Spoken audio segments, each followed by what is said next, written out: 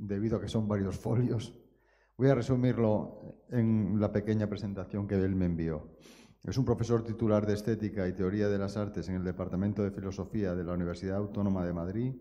Ha sido catedrático de Filosofía de Bachillerato y profesor de Sociología del Arte de la Facultad de Bellas Artes de Cuenca, de la Universidad de Castilla-La Mancha. Ha sido miembro de la Junta Directiva del Círculo Bellas Artes de Madrid. Ha sido presidente del Instituto de Arte Contemporáneo. También ha sido comisario de la Quinta Bienal de Arte Contemporáneo de la Fundación 11, que es una de las causas por las que yo me puse en contacto con él. Especialmente relacionada con los temas y problemas del arte y discapacidad.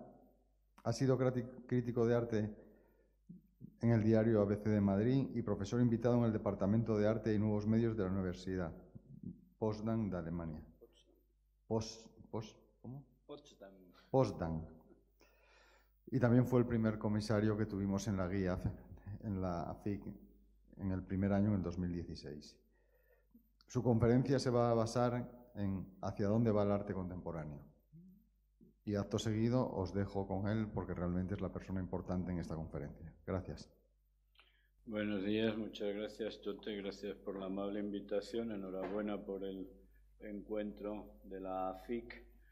Y bueno, pues paso a hablar un poco de lo que me ha traído aquí esta mañana, del tema de hacia dónde va el arte contemporáneo, conferencia en la que se plantea un poco la cuestión de ver el panorama del arte contemporáneo a través un poco de las principales bienales pues del último verano, ¿no? Del verano de 2017, tal como se especifica ahora mismo, ¿no? Para los que no son de hamaca en la playa y chiringuito, se puede aprovechar el verano para viajar y visitar ciudades y países, disfrutando a la vez de los grandes eventos internacionales del arte contemporáneo. Precisamente, el pasado verano coincidieron en Europa 3 grandes eventos internacionales que merece la pena visitar. El primero de ellos es la Bienal de Venecia, que cumplía su 57ª edición. Se trata, la Bienal de Venecia, del encuentro internacional de arte contemporáneo con más tradición y con más solera del mundo y que sin duda compensa, la visita a Venecia compensa el esfuerzo del viaje. Y ello porque la Bienal de Venecia son al menos 4 cosas. En primer lugar, se trata de una visita a Venecia que, aunque a uno no le guste o no le interese el arte contemporáneo, siempre merece la pena, pues es una de las ciudades más bellas del mundo, ¿no? En segundo lugar, la Bienal es una exposición internacional que todavía se presenta como un concurso internacional de pabellones nacionales con artistas que representan a sus propios países. Aquí suele encontrarse la parte más divertida y más interesante de la Bienal, pues como muchos pabellones se hallan dispersos por la ciudad, es un verdadero placer recorrerla caminando o en el Vaporetto, visitando los distintos palacios y residencias privadas en las que temporalmente se alojan algunos de estos pabellones. En tercer lugar, la Bienal ha ido adquiriendo cada vez mayor importancia en la exposición general, comisariada por un gran curator de prestigio internacional, que suele deparar sorpresas y que suele presentar también resultados desiguales. Este es precisamente el caso de la irregular propuesta comisariada por la francesa Christine Marcel, que fue la comisaria de la 57ª Bienal de Venecia, de la que ya hablaremos un poquito más tarde. Por último, la Bienal de Venecia son también los numerosos eventos colaterales organizados, coincidiendo con las fechas de la Bienal, por las grandes fundaciones privadas como la Fundación Pinot o la Fundación Prada, que presentan durante las fechas de la Bienal soberbias exposiciones que a veces resultan casi incluso más interesantes que las muestras presentadas en la propia Bienal. La segunda gran cita internacional contemporánea que se presentaba el pasado verano 2017 en Europa fue la Documenta de Kassel. La Documenta se celebra cada 5 años y empezó en Kassel, en la República Federal Alemana, en 1955, como un intento de reivindicar la genealogía del arte de vanguardia frente al desprestigio sufrido por él mismo durante el nazismo. Desde entonces, la Documenta ha sido una de las revisiones más pertinentes del sentido todavía político del arte contemporáneo.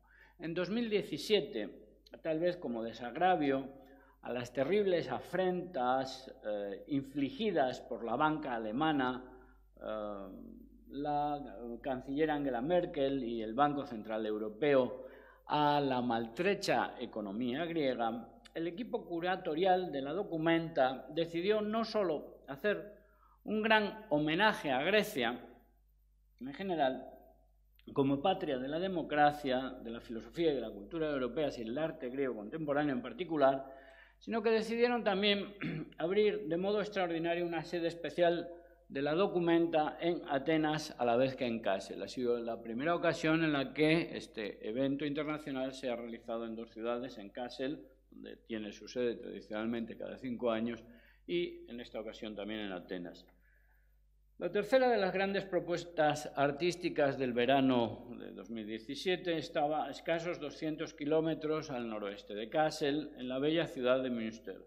Se trata de los Skulpturprojekte de Münster, los proyectos de escultura de Münster, uno de los encuentros de arte público más interesantes del mundo y que, comisariado por Kasper Koenig, se viene celebrando en la capital de Westfalia desde 1977, cada 10 años, coincidiendo, por tanto, con una de cada 2 documentas. A diferencia de otras grandes ferias o bienales, los Skulpturprojekte de Münster se despliegan fundamentalmente en el espacio público de la ciudad, por lo que para visitarlos es muy recomendable hacerse con una bicicleta, que se pueden alquilar por 9 euros al día.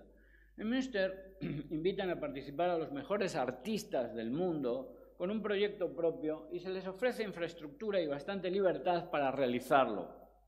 Aparte de la belleza de la propia ciudad en cuya Friedenssaal, en cuya sala de la paz, se firmó la celebérrima Paz de Westfalia, que puso fin a la Guerra de los 30 años. Lo que más vale la pena del viaje es poder visitar en directo algunas de las grandes obras de arte allí dejadas como obras de arte público por algunos de los más grandes artistas del siglo XX. Por ejemplo, esta pieza de Bruce Nauman, que es una pieza maravillosa, es simplemente una depresión en el espacio, se titula precisamente Depresión cuadrada, es una pirámide invertida simplemente trazada así en un terreno llano, ¿verdad?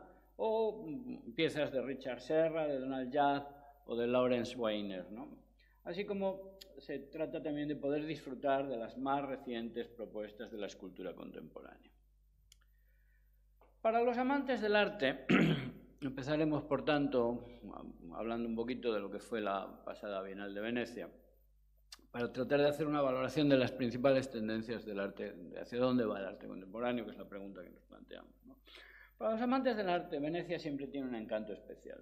Además de su Catedral de San Marcos y de su maravilloso Palacio Ducal, en Venecia es necesario conocer y visitar algunos templos sagrados de la pintura, entre los cuales la Academia de Bellas Artes, la Escuela Grande de San Rocco, ocupan un lugar privilegiado, siendo como es la patria de los Bellini, la patria de Carpaccio, de Giorgione, de Tiziano, de Tintoretto. En Venecia existen todavía obras de arte ante las cuales uno debe arrodillarse para contemplarlas como se merecen. De hecho, siempre he defendido que el puente de la Academia debería cruzarse de rodillas, como hacen los peregrinos cuando van a Lourdes, aunque solo fuera para alcanzar a vislumbrar ese inesperado enigma de la pintura que es la Tempestad del Giorgione. Pero además de la Academia hay en Venecia lugares secretos y poco conocidos por el gran público que deparan sorpresas fascinantes, obras fundamentales de la historia del arte que sin duda nos redimen de las miserias de la existencia humana y de sus sinsabores. Uno de estos placeres secretos es, por ejemplo, la pequeña escuela de San Giorgio degli Schiavoni, donde, entre otros cuadros de Vittore Carpaccio, es posible contemplar un bellísimo San Agustín en el estudio, que hace, sinceramente, que se te salten las lágrimas de la emoción. Otro cuadro secreto y poco conocido de Venecia es la bellísima presentación de la Virgen María en el templo de Tintoretto, mucho mejor, sin duda, que el cuadro del mismo tema de Tiziano que se encuentra en la Academia y que puede disfrutarse en una iglesia muy cerca de la ferrovía en Santa María, en la Madonna all'Orto, ¿no? El tercero de los grandes secretos de Venecia es el bellísimo retablo de San Zaccaria de Giovanni Bellini, que se encuentra en la iglesia del mismo nombre. Una sacra conversación conmovedora con las figuras de la Virgen, con el Niño Jesús, custodiados por San Pedro con sus llaves, Santa Catalina con su palma del martirio, Santa Lucía con los ojos en bandeja y San Jerónimo leyendo su propia traducción de la Vulgata. Mucho más conocido, sin duda, pero también de visita obligada en cualquiera de nuestros viajes a Venecia, es el soberbio retablo de Tiziano, dedicado a la Asunción, la Asunta de Tiziano, de la Virgen en la iglesia de Santa María Gloriosa dei Frari, ante la que incluso los no creyentes nos ponemos de rodillas ante esta apoteosis de la virginidad, como llamaba Marcel Duchamp a su gran vidrio. En fin, una vez que uno haya visto en Venecia las cosas importantes, podemos empezar entonces nuestro recorrido por la Bienal. Por lo que se refiere propiamente a la Bienal, es necesario señalar que esta consiste en al menos tres cosas diferentes. Se trata, en primer lugar, de una feria internacional de arte contemporáneo que se concibe todavía bajo el modelo decimonónico de concurso de países. La mayor parte de los países europeos y algunos americanos tienen su pabellón propio en los giardini de la Bienal. Los países que no cuentan con pabellón propio suelen arrendar espacios en el Arsenale, unos antiguos astilleros militares o en distintos palacios dispersos por la ciudad. Allí, cada nación presenta obras de uno o varios artistas que representan como tales a su país y que participan en un concurso conjurado cuyo premio es el León de Oro.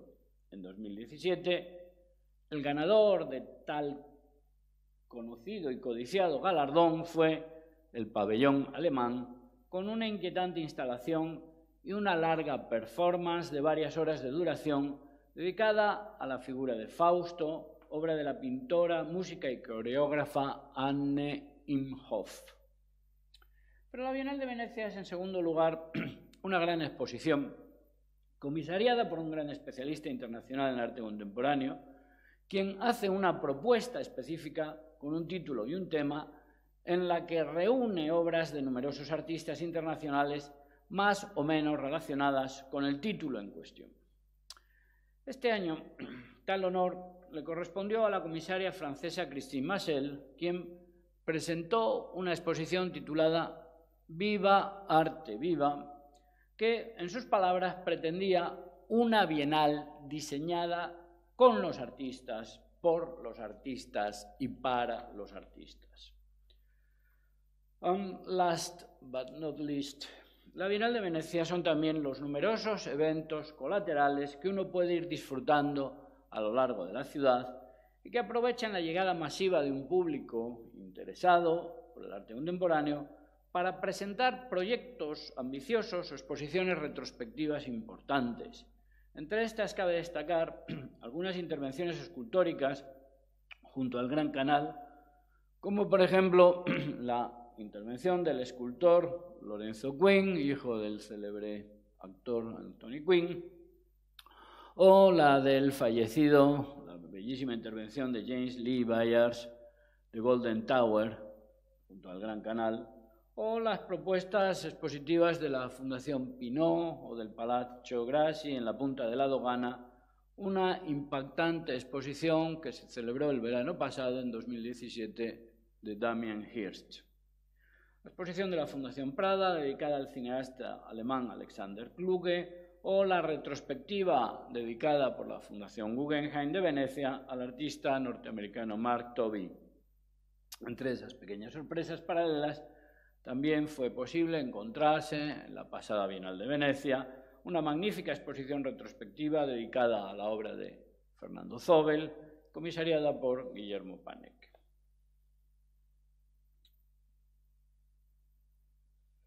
Sin duda, se trata de propuestas diferentes y deben ser tratadas y valoradas como exposiciones diferentes, pero las propuestas de los pabellones nacionales en la Bienal de Venecia tienen, sin embargo, un cierto parentesco de familia del verano pasado, que quizás puede que fuese algo fortuito, pero sobre lo que puede que valga la pena hacer alguna reflexión, pues el hecho de que, de algún modo, el primer pabellón con el que prácticamente uno se encuentra al entrar por los Giardini sea pues, uno de los primeros, el pabellón de España, le da o le otorga a este pabellón una especie de carácter de, bueno, pues de nota musical, como si marcase un poco el tono de lo que luego, de clave musical, en cuyo tono pueden ser leídos algunos otros pabellones e incluso, sorprendentemente, la exposición general de la Bienal.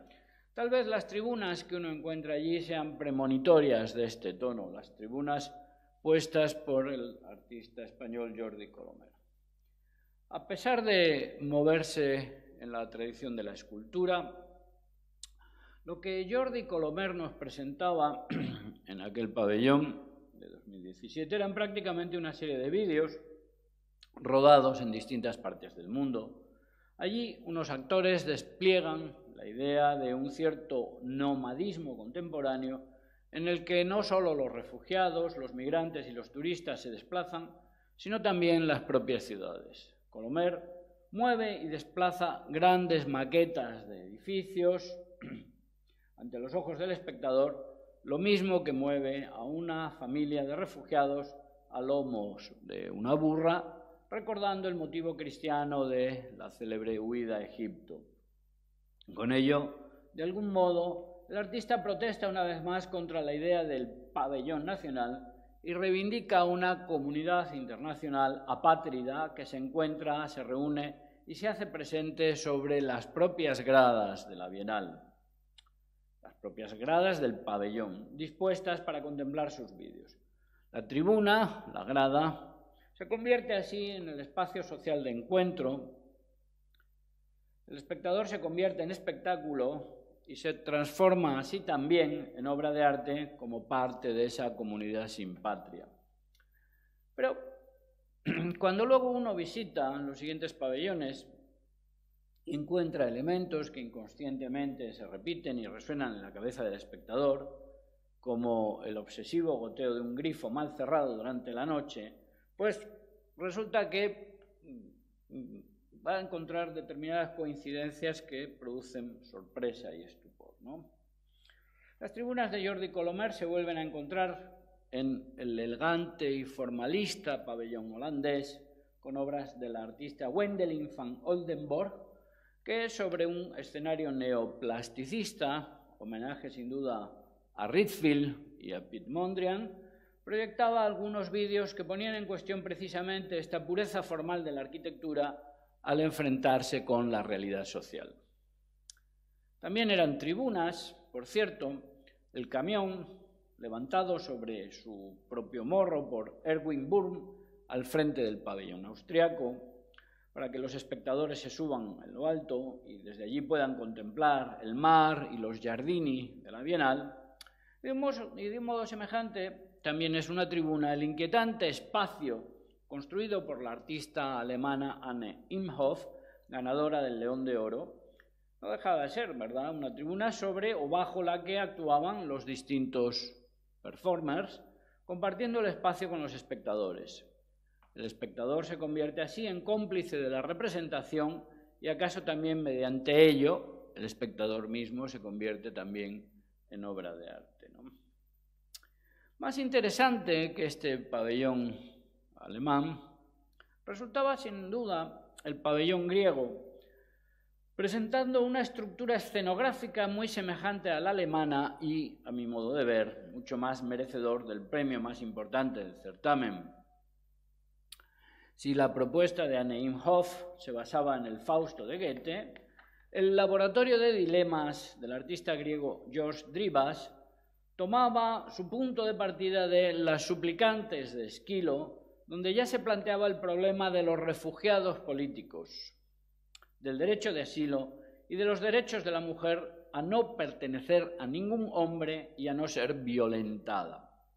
También su pabellón se articulaba en una tribuna superior, desde la que se podía contemplar un laberinto inferior, en el que, al modo de laberinto de Skinner, los científicos discutían sobre las condiciones de extinción o de preservación de una colonia de células. Lo inquietante se introdujo en la Bienal, sin embargo, en forma no de tribuna, sino en forma de goteras. El inmaculado pabellón suizo, que por un lado homenajeaba a Alberto Giacometti, presentaba, sin embargo, por otro, algunas goteras y sorprendentes humedades, restos tal vez de las introducidas por la artista Pamela Rosenkrantz en su presentación en la Bienal de 2015. Tal vez hayan sido estas goteras el verdadero emblema de esta Bienal, pues lo que en el pabellón suizo no eran más que algunas filtraciones se convertían en el pabellón canadiense en una verdadera lluvia en forma de geyser que emergía de la tierra y caía sobre el espectador, hasta que la cosa se volvía obsesiva y tormentosa en la espectacular pieza presentada por el artista georgiano Bajiko Chachkiani, bajo la apariencia espectral de una dacha o casa de campo asolada por una persistente y sórdida lluvia interior. De este modo, la gotera aludía a algo que quizás merezca una reflexión especial, y es que el arte contemporáneo hace goteras o tiene goteras, ¿no? Aunque es posible que estas formas tremendistas no sean la nota dominante entre las propuestas de la Bienal, también es cierto que su tono sombrío y apocalíptico lo recuerdan de algún modo las viejas instalaciones de los Kabakov, características del final del comunismo, donde también eran muy evidentes las goteras en las estructuras del arte, ¿no? Y tal vez lo mismo nos suceda con la impresionante exhibición de fuerza hecha por la artista británica Philida Barlow a sus 73 años, desbordando con enormes piezas pictórico-escultóricas todos los espacios del pabellón de la Gran Bretaña. Por un lado, sus folies arquitectónicas abruman e impresionan al espectador, pero también, por otro, no pasan de ser un cierto formalismo puramente escultórico. Es cierto que hay que alegrarse de que el reconocimiento y el triunfo le alcancen por fin a esta extraordinaria escultora, aunque sea una edad tardía, por más que su abrumadora ocupación del espacio no parezca al final más que una cierta escenografía. Por lo demás, hay otros pabellones muy buenos y muy interesantes que se salen bastante de esta línea argumental. El estudio de grabación musical organizado por el artista francés Xavier Beillam, según una estructura arquitectónica que homenajea a los Merzbau de Kurt Schwitters, es también una invitación para la música. Lo mismo que la espectacular intervención de la artista neozelandesa Lisa Reihana, componiendo un bellísimo vídeo pictoricista a partir de libros de dibujos coloniales del siglo XVIII sobre la tragedia del imperialismo y el sometimiento de los pueblos nativos. Tal vez por eso el pabellón que finalmente proporcionaba el mejor diagnóstico de la situación del arte internacional contemporáneo fuese, curiosamente, el pabellón coreano, con una llamativa entrada frontal titulada Venetian Rhapsody, que evocaba la estética del todo a 100 de los casinos de Las Vegas o de los puticlubs de Manila. En el interior, las obras son tan paródicas como en el exterior. Un pensador de Rodin le servía a Cody Choi de cagadero, y una imitación bastante kitsch del David de Miguel Ángel se presentaba como efebo musculado para la barra de un peep show. Irónicamente, el pabellón coreano mostraba la amarga realidad del arte contemporáneo. Mercancías baratas de todo a 100. Quizás esta era la tercera línea característica del arte contemporáneo según la Bienal de Venecia, ¿no? Después de la espectacularización del propio público, después de las goteras del arte contemporáneo, esta sea la tercera característica, el arte contemporáneo rebajado a la condición de mercancía barata propia del todo a 100, culturalmente espectacularizadas y puestas a la venta con un impresionante despliegue publicitario, despliegue que no solo formaba parte de la obra, sino que era la propia obra.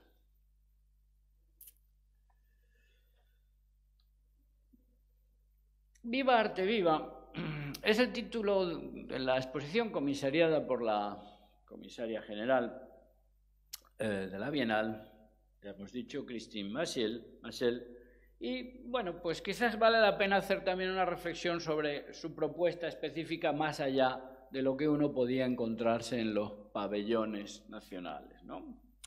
Si ya el propio título de la Bienal resultaba sospechoso, Viva Arte Viva, lo cierto es que la propuesta expositiva de la comisaria de la 57ª Bienal de Venecia vino a confirmar los peores presagios.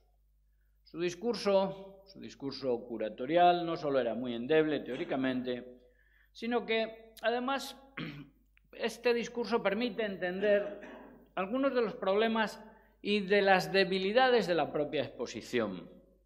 Se ha repetido hasta la saciedad que Viva Arte Viva, según afirmaba Christine Massel en su declaración de principios, es una bienal diseñada con los artistas, por los artistas y para los artistas.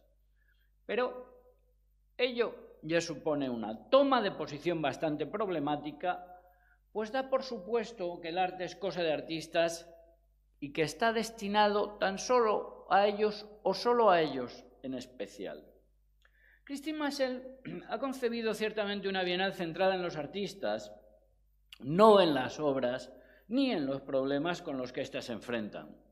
Empezar así su exposición con el recientemente fallecido artista croata Mladen Stilnovic durmiendo en su cama bajo la declaración artista trabajando, artist at work, y reiterar el mismo gesto con la imagen de Franz Best tirado en su estudio sobre un sofá para a continuación presentarnos una instalación de Víctor y Yelena Vorobiev con un maniquí metido en su cama y tapado por las mantas bajo el título El artista está despierto, Artist is asleep, no solo parecía querer centrar en los artistas todo el peso de la Bienal, sino que parecía querer además dar por bueno todo lo que estos hagan. Y este puede que sea el primer problema, puesto que, aparte de una boutade, se trata también de un gesto obsoleto y caduco ya formulado por Saint-Paul Roux a principios del siglo XX, cuando cada noche hacía colocar en la puerta de su dormitorio un cartel que decía «Silence, le poète travaille», silencio, el poeta trabaja. Mucho más interesante resultaba el doble gesto de protesta de la artista rusa Taos Mahacheva, haciendo equilibrios en el vacío para llevar las obras de un sitio a otro, tratando de ejemplificar en un vídeo fascinante la extraordinaria precariedad de los artistas y su poca y dudosa visibilidad, de modo que otro vídeo suyo solamente se podría ver si se localizaban sus ocultas coordenadas. La comisaria Massel tuvo cierta gracia a la hora de recuperar la obra de artistas que creíamos ya desaparecidos o olvidados, como por ejemplo con la encantadora obra de Kiki Smith o con la del accionista húngaro Tibor Ahas, emparentado con el accionismo vienés y con el movimiento Fluxus. Artista, Tibor Ahas, que desarrolló su carrera en la Budapest de los años 70, todavía bajo el comunismo, y cuya obra resulta, sin duda, interesante revisar. Sin embargo, lo cierto es que su ordenación de la Bienal, por temas, en 9 diferentes pabellones, el pabellón de los libros, el pabellón de los gozos y temores, el pabellón de la tierra, el de las tradiciones, el de la sexualidad y los colores, resultaba trivial y hasta un poco pueril. Así que los artistas escriben libritos. Pues ala, Pongamos una sección dedicada a los libros de artista. ¿Es cierto que les preocupan los problemas ecológicos? Pues qué mejor que un pabellón dedicado a la tierra. ¿Que también les gusta el sexo? Pues eso me lo pongan en el pabellón dionisíaco.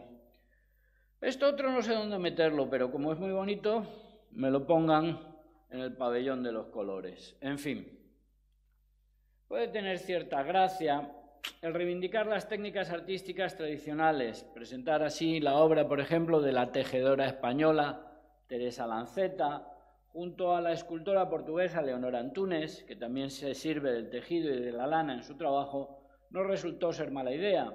Tampoco defraudó la obra del artista albanés Henri Salas, que presentaba una pequeña caja de música que recorría las paredes cambiando sus dibujos, aunque nadie sabe por qué esta pieza se presentó en el pabellón de las tradiciones. Christine Massel ha argumentado a favor del humanismo como si la tarea del arte fuese precisamente hacerse cargo de los peligros que acechan al humanismo. El arte, escribía al principio de su manifiesto, porta el testimonio de la parte más preciada de lo que nos hace humanos en un momento en que precisamente el humanismo se encuentra amenazado. Pero el humanismo es solamente una figura obsoleta de la historia de la metafísica, tan obsoleta quizás como su propia propuesta expositiva. Que en este contexto tan atrabiliario uno puede encontrarse alguna verdadera maravilla, tampoco resulta una sorpresa cuando el espectador llegaba al final del arsenal, después de haberse recorrido toda la exposición, se encontraba en el llamado Jardín de las Vírgenes la bella instalación sonora del artista egipcio Hassan Khan, titulada Composition for a Public Park, lo que resultaba casi un premio de consolación. Composición para un parque público, a ver si podemos verla, aunque solo sea un poquito, porque es una instalación sonora, una instalación musical que es un paseo a lo largo de un jardín, y si podemos ver un poco, pues... Realize that it is that which keeps me silent, that also cruelly pushes me on. And yes, I have been sitting. Uno iba paseando por el jardín e iba encontrando una composición musical que iba sonando en los distintos altavoces, ¿no? Bueno, seguimos. No es esto lo que yo quería. Aquí.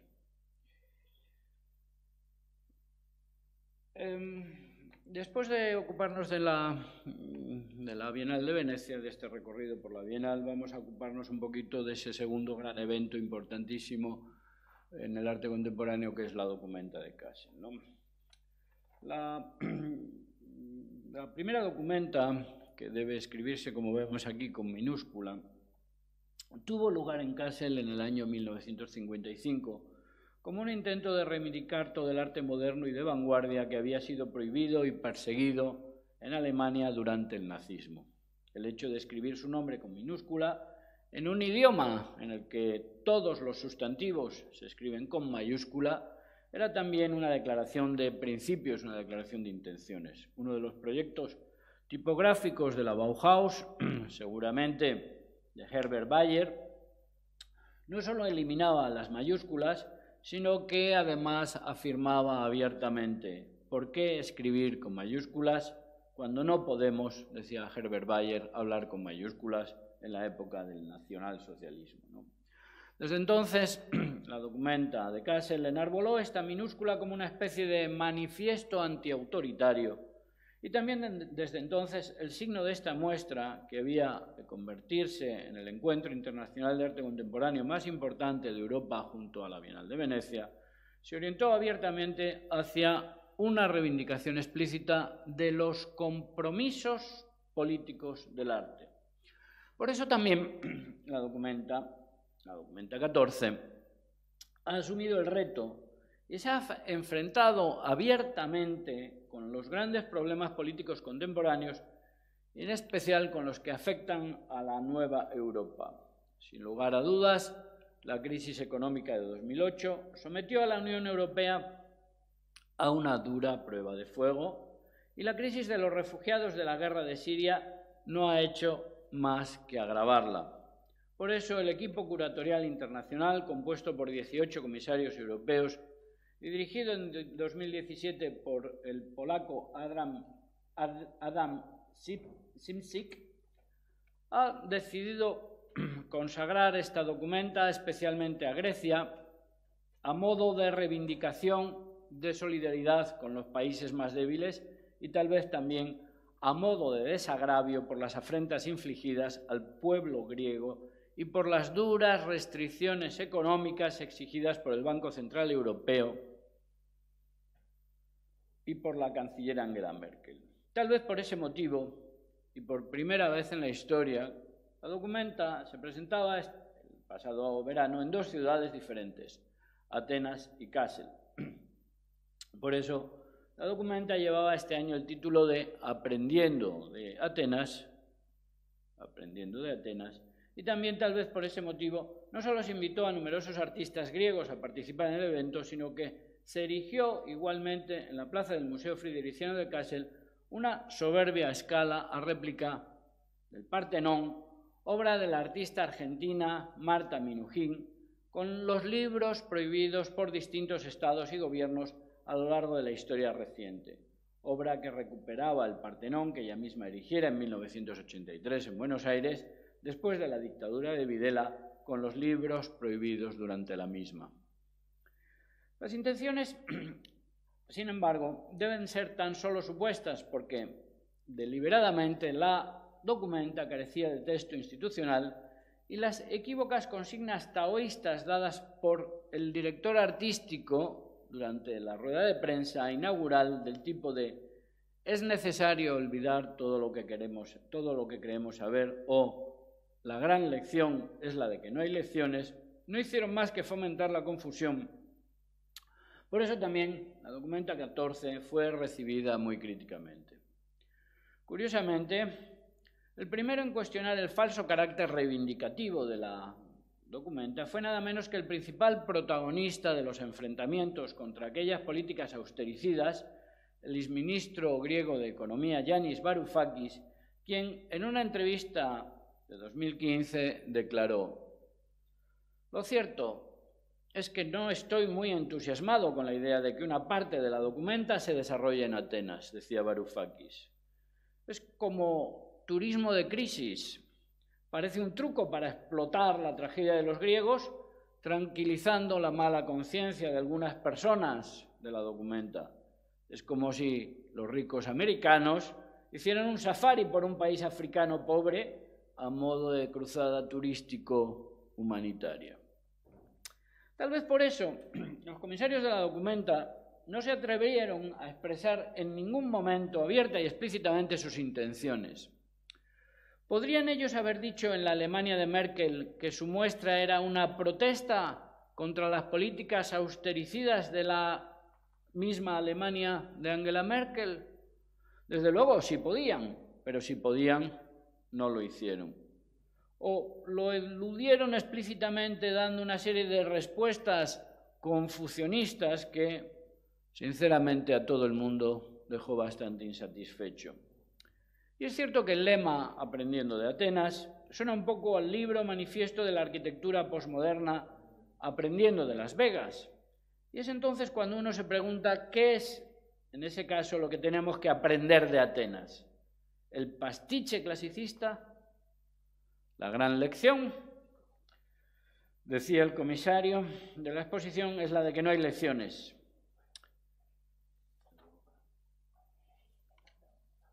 En cualquier caso, el esfuerzo hecho por los comisarios de esta exposición por acercar el arte contemporáneo a Grecia y por acercar a los artistas griegos contemporáneos a la escena internacional no debe ser despreciado como una mera baladronada.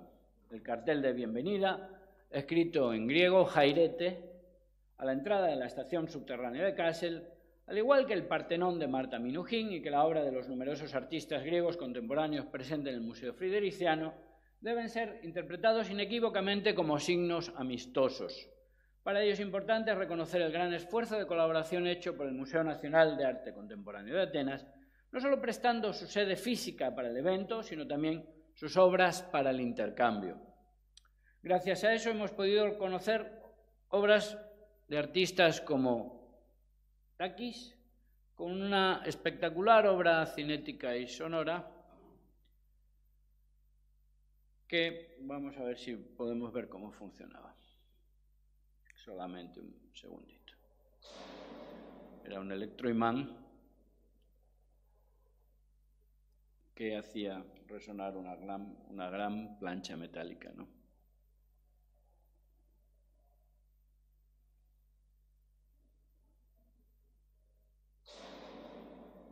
Y sonaba como una gran campanada en medio de los salones de la Documenta del Museo Fridericiano.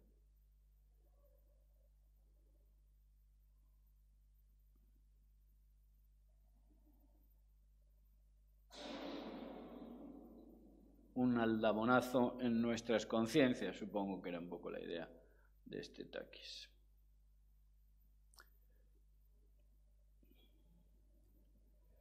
O, bueno, pues disfrutar de instalaciones escultóricas como la de Lucas Samaras, este espejo, a base de espejos, de la elegante disposición de líneas en el espacio de Atanasios Argianas, o de la interesante meditación de Costas Barotzos sobre la caducidad de los ideales de la Unión Europea, presentando una habitación con las banderas de los países de la Unión impresas sobre cristal, pero rotas sobre el suelo.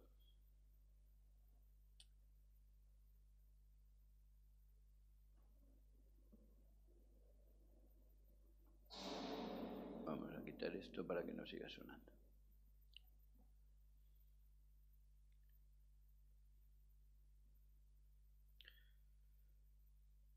Sin embargo, lo cierto es que las dos grandes exposiciones centrales de la muestra, las que se desarrollan habitualmente en el Museo Fridericiano y en la llamada Documenta Halle, resultaban un poco decepcionantes para el espectador, salvo la presentación de artistas griegos y el encuentro ocasional de obras que te reconcilian con el arte contemporáneo, como por ejemplo la bellísima composición de piezas negras pintadas sobre cristal de Pedro Cabrita Reis.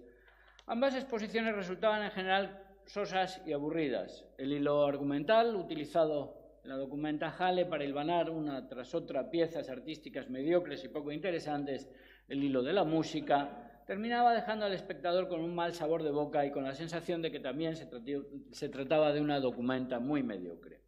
Por suerte, la documenta no se terminaba ahí, sino que empezaba, y solo cuando uno se dirigía a la Neue Galerie podía disfrutar de una propuesta curatorial articulada. Aquí, los comisarios quisieron presentar el lugar de la memoria. No solo se han remitido al edificio del Segundo Imperio con su construcción nacionalista de la historia del arte, de la que 8 esculturas de mármol representan a los países del arte, Grecia, Italia, Inglaterra, Francia, España, etc., obra de Karl Echtermayer de 1877, dan muy buena cuenta de este modelo historicista, ¿verdad? Sino que se centraba también, por un lado, en artistas pertinentes para entender el pasado reciente, como Gustave Courbet o Ernst Barlach, por ejemplo, y en documentos históricos de la construcción de la cultura occidental, como, por ejemplo, la primera edición de la historia del arte de la antigüedad de Winkelmann, para construir con ello un relato político activo y emocionante. Podía ahí uno encontrarse, por ejemplo, bronces de Benín, una sorprendente cultura nigeriana en el siglo XIV, junto a un inquietante ejemplar de Le Code Noir, en el que se definían las condiciones legales de la esclavitud y el ejercicio de la religión católica en la Francia imperial de Luis XIV.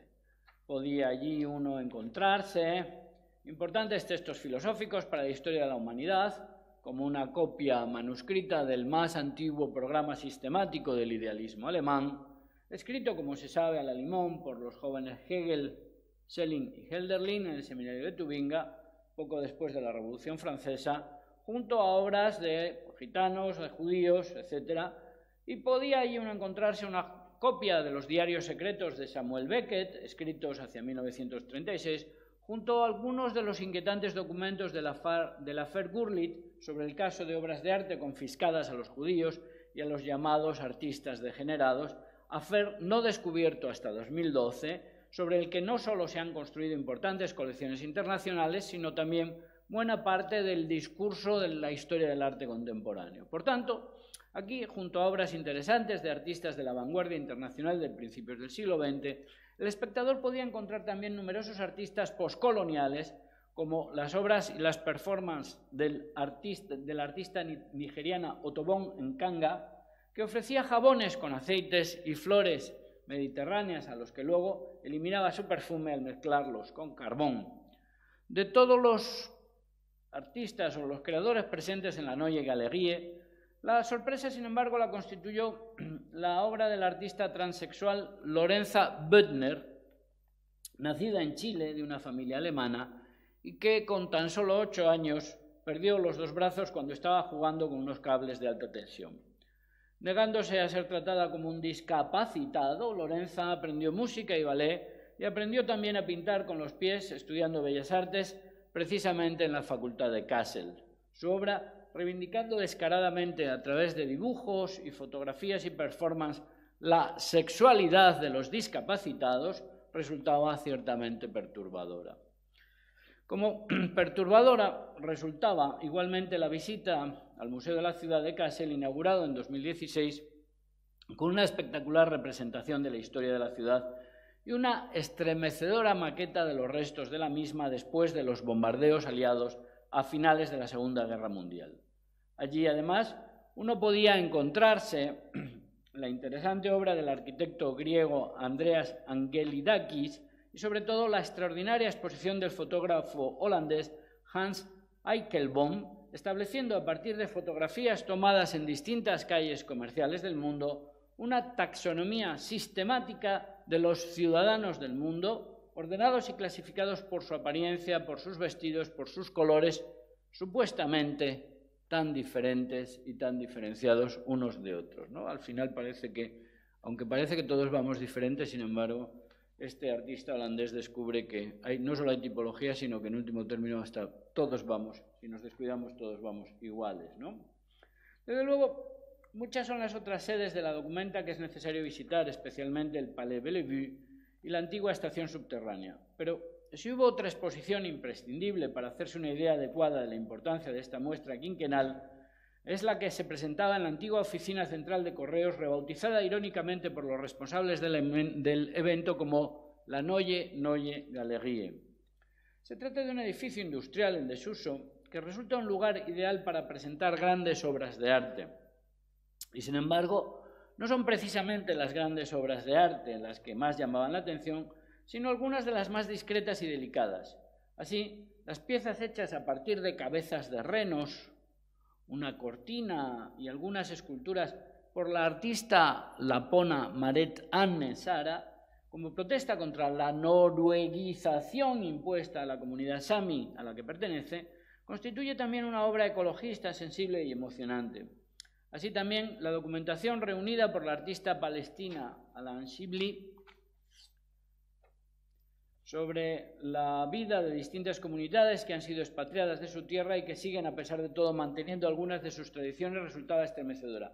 Muy interesante era también la propuesta plástico-musical de la bailarina y coreógrafa chipriota María Hasabi, que es la que vemos ahora, en colaboración con la compositora experimental neoyorquina Marina Rosenfeld, generando espacios escenográficos sugerentes para sus actuaciones.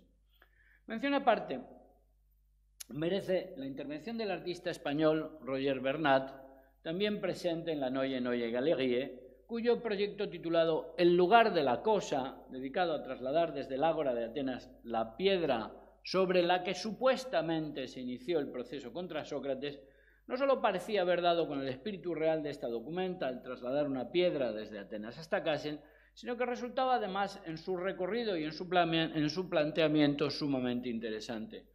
Aquí vemos, por ejemplo, unas rutas de la Guerra Civil Española hechas por el turismo nacional franquista. Era una ruta turística por el frente del norte, muy interesante, donde se pasa por Santander, por Asturias, por Gijón, se viene por todas las zonas del frente haciendo turismo en la España nacional. La España nacional nos invita a visitar los lugares de la guerra, ¿no? Y esto lo llevó allí Roger Bernat en esta exposición, ¿no?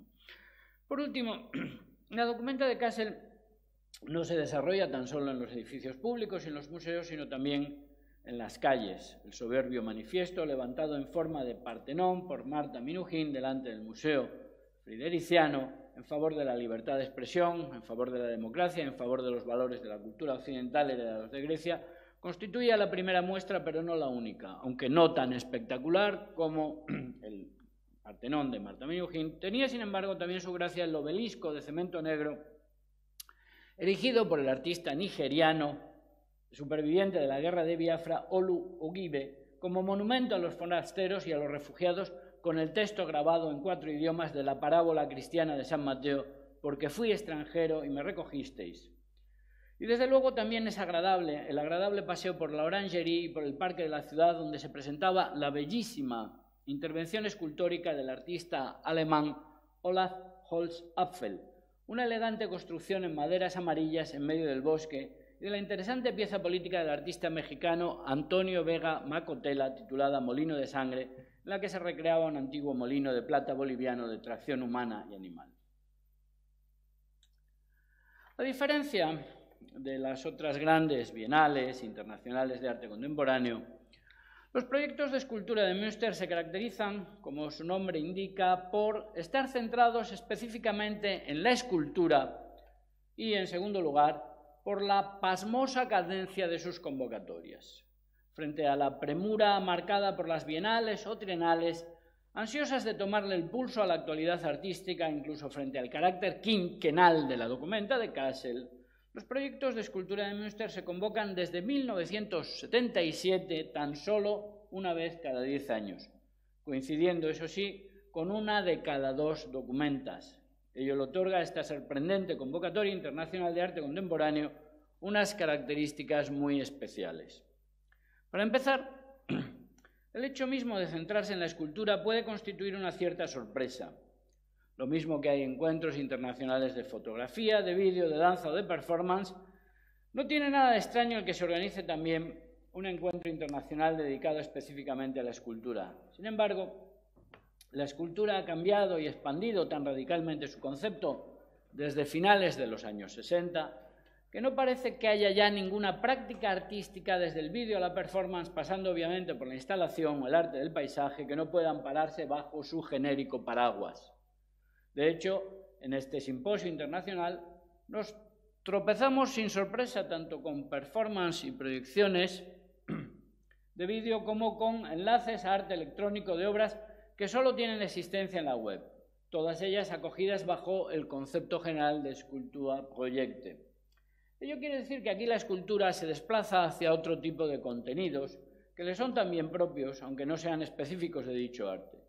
El primero de ellos es el carácter de arte público de las estatuas, de los parques y jardines y propio de los monumentos en general, pero que se toma ahora como una característica fundamental de la escultura.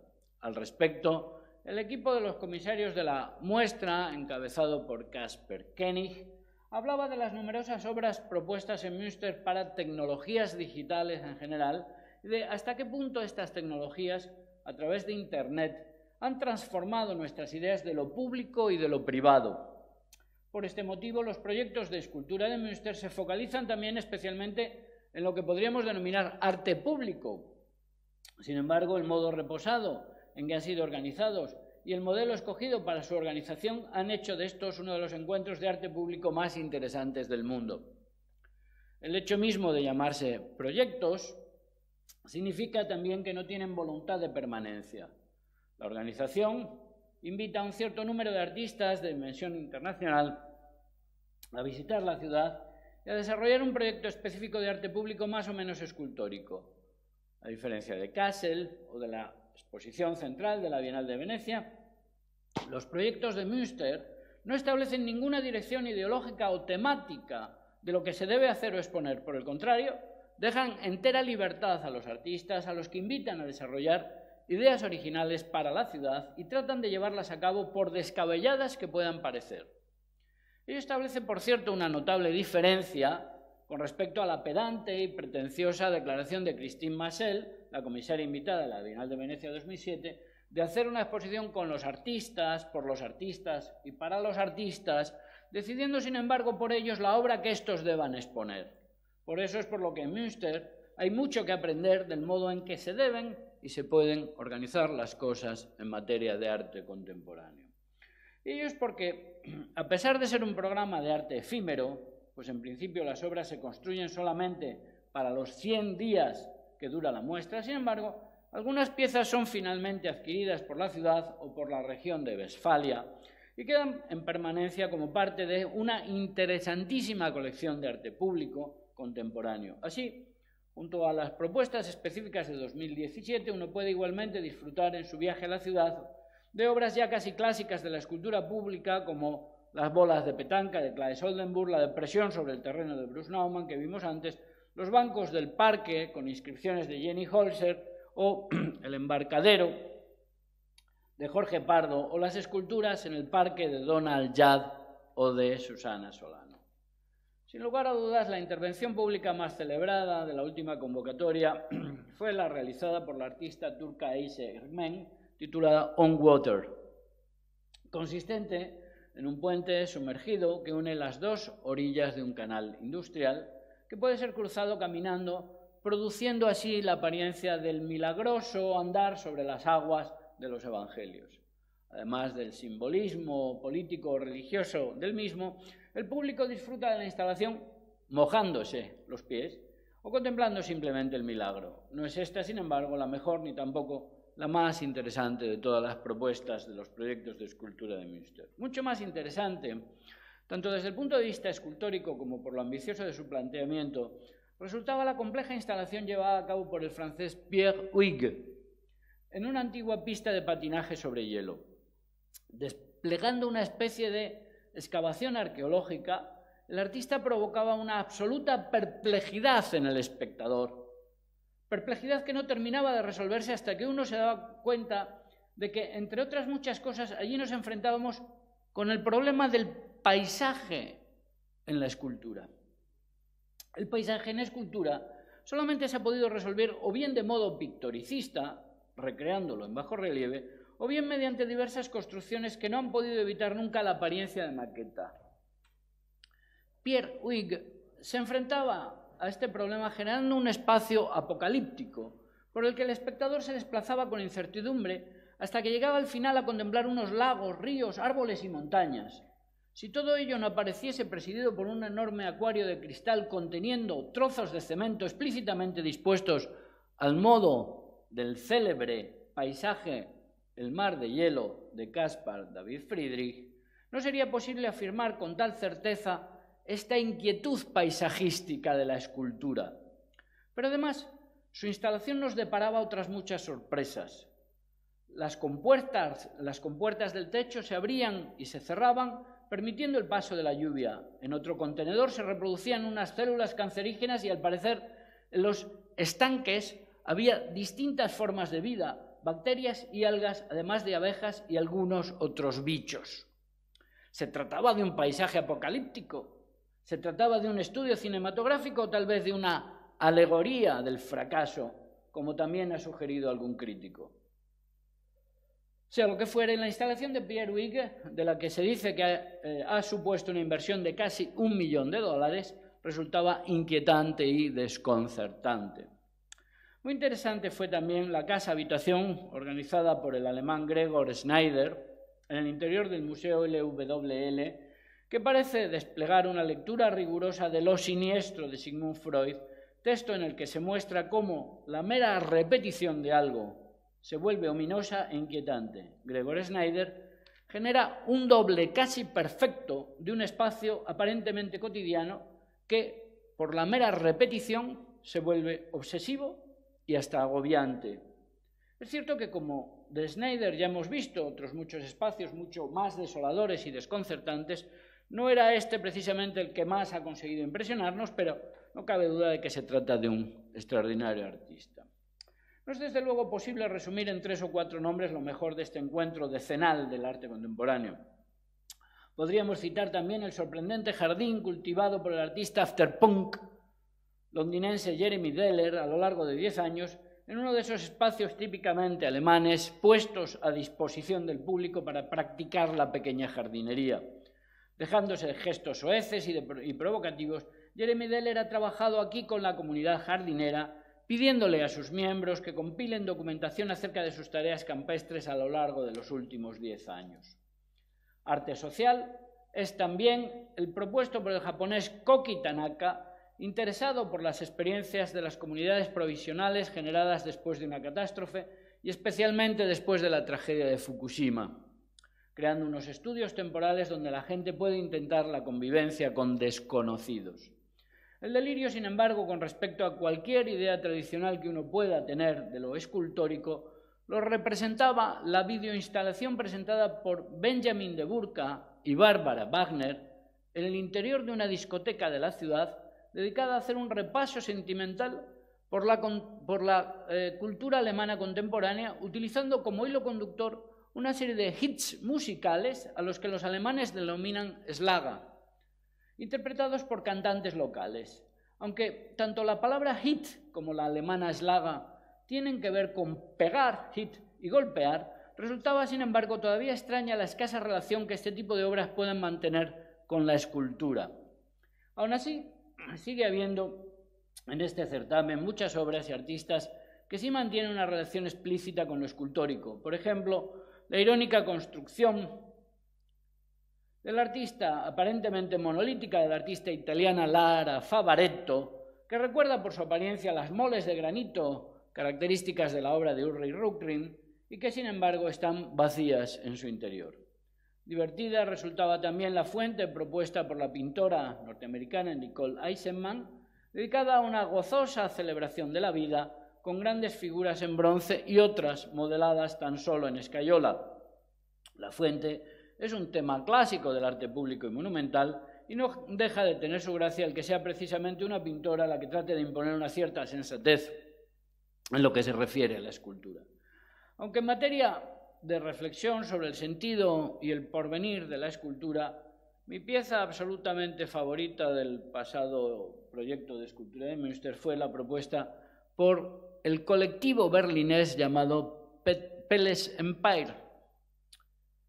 Partiendo de la observación de la arquitectura característica del Münster de la reconstrucción, los artistas de este colectivo se fijaron en las típicas fachadas pseudomedievales de mayores dimensiones que el edificio, que representan y que están sujetas por detrás por una serie de cerchas.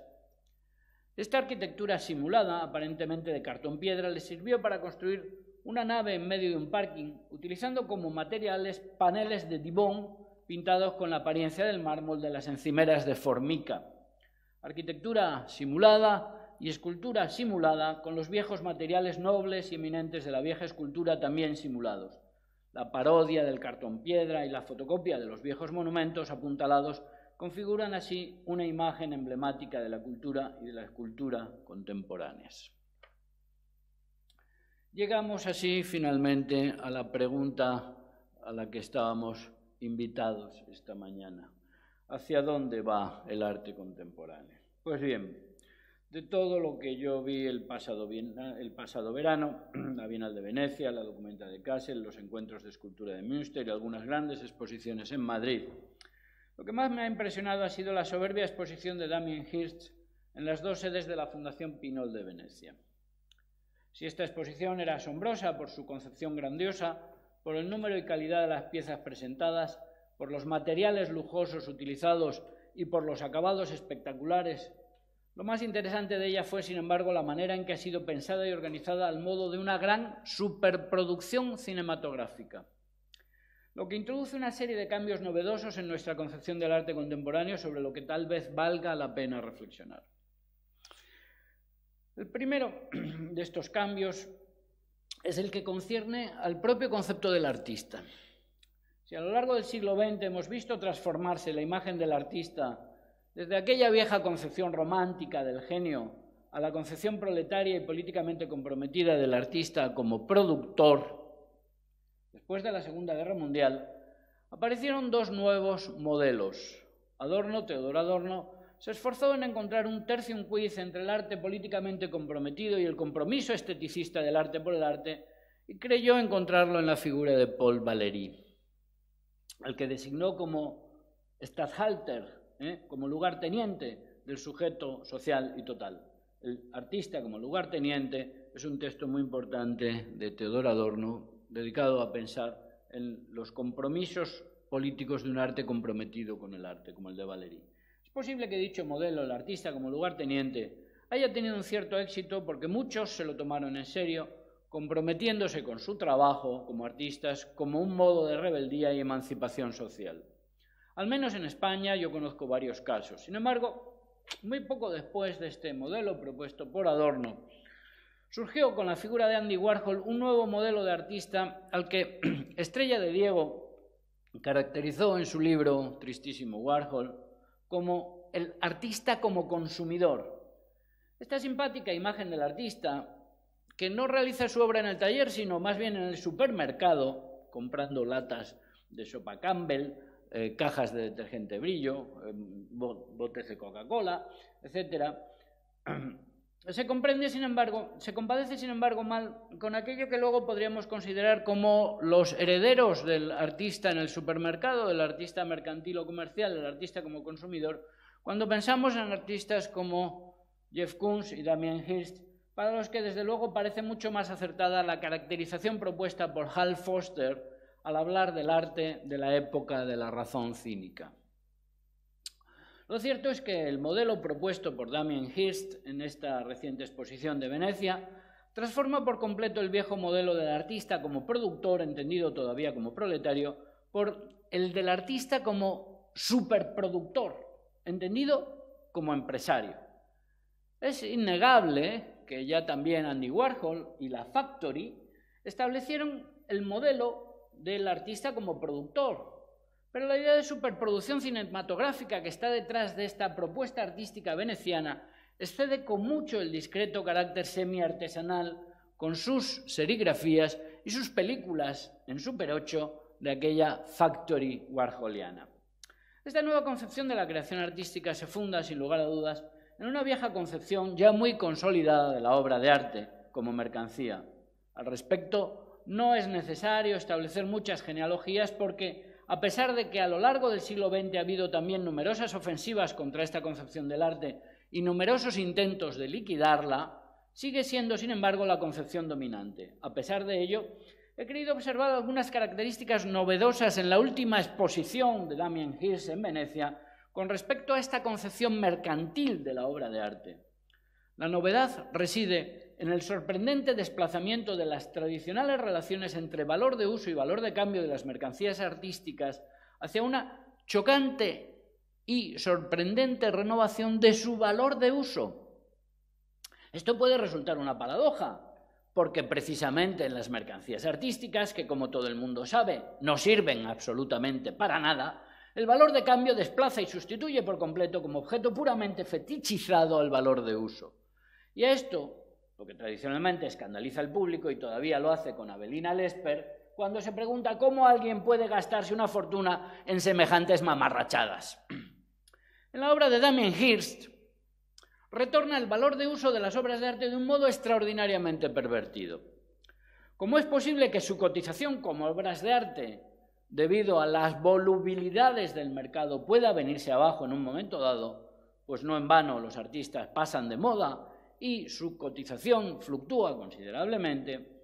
Damien Hirst ha decidido, de acuerdo con sus principales collectors, ejecutar sus obras en los materiales más caros y delicados, oro, piedras preciosas, mármoles finos, etc., de modo que, si dejan de cotizarse como obras de arte, no pierdan, sin embargo, su valor mercantil debido a los costosos precios de sus materiales, garantizando de este modo doblemente una segura inversión para sus coleccionistas, quienes no tienen así que preocuparse por los problemas hermenéuticos de la obra de arte. Del arte solo se mantiene entonces su valor como parodia de sí mismo. Damien Hirst presentaba una exposición de obras supuestamente rescatadas de un naufragio. Se trataba de una colección de joyas, monedas, piedras preciosas y esculturas clasicistas algunas de ellas con las marcas de haber estado sumergidas largo tiempo como tesoros rescatados del fondo del mar.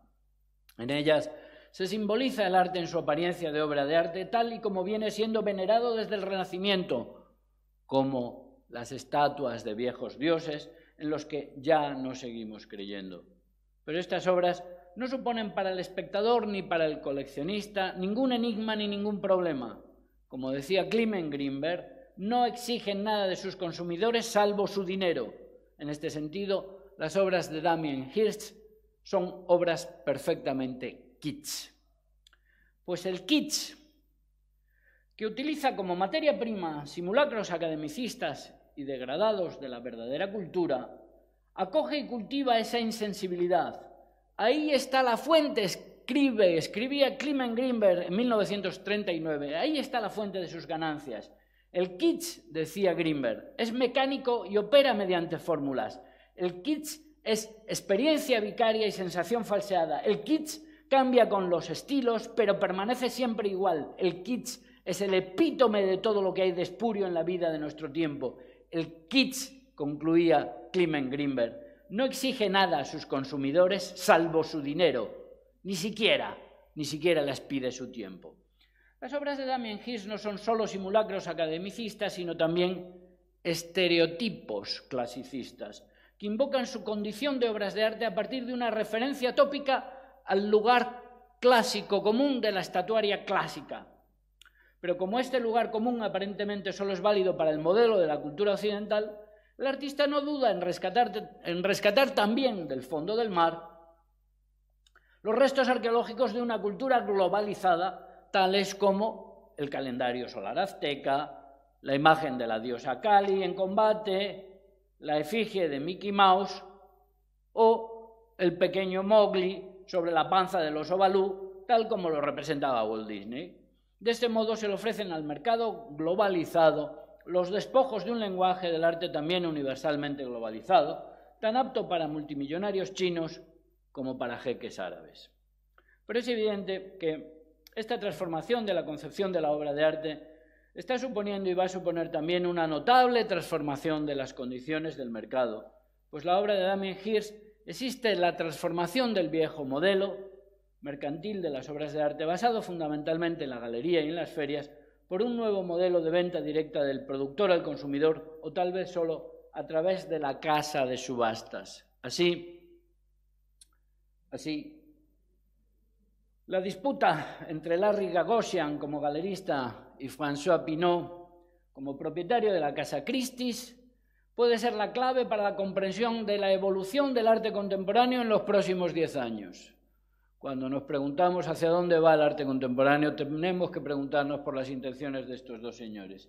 Si es posible que ello amenace el modelo de mercantilización del arte, tal y como hasta ahora lo conocemos, no sería tampoco una gran sorpresa, mientras que toda la industria cultural ha sufrido gravísimas transformaciones a lo largo de los últimos 10 años, debidas no solo a la crisis económica, sino también a la revolución tecnológica. Es sorprendente que el modelo de mercantilización de las obras de arte, basado todavía en el sistema decimonónico del marchand y de la galería a pie de calle, no se haya transformado ya definitivamente. Muchísimas gracias.